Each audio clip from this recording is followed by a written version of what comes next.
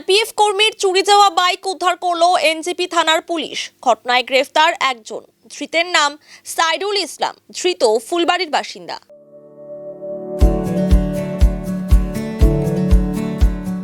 Pamper, not just a hospital, but a mother.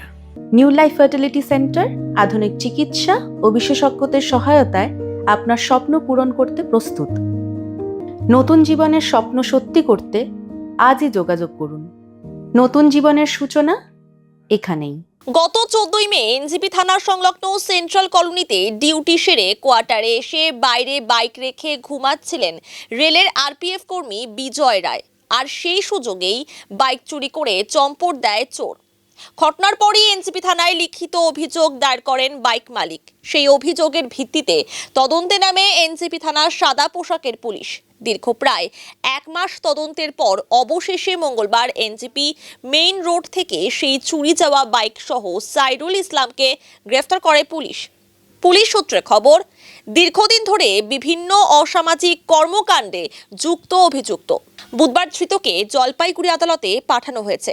চুরি যাওয়া bike ফিরে পেয়ে খুশি বাইক মালিক বিজয় রায়। বাইক স্যার আমার চুরি হয়েছিল 14/15 রাত্রেবেলা, মানে মে মাসে। তারপর আমি থানায় এসেছিলাম স্যার, রাত্রেবেলা এসেছিলাম। পরের দিন সকালবেলা আমি এফআইআর করেছিলাম। এফআইআরের ভিত্তিতে আমার এফআইআর এখানে লঞ্চ করেছিল। তারপর স্যার পুলিশ মানে খোঁজাখুঁজি করছিল, পুলিশ ঠিক কাজ করেছে। এখন স্যার আমাকে কালকে ফোন করেছে যে বাইক রিকভারি করা হয়ে গেছে স্যার।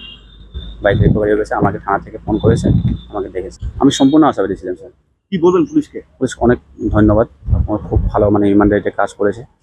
মানে আগন্তুক দিনেও মানে এরকম যেন কাজ করে পুলিশ, আমার কিন্তু খুব বিশ্বাস ছিল স্যার গাড়িটা পাওয়া যাবে। এই স্যার মোটামুটি 1 মাস হয়ে গেল স্যার।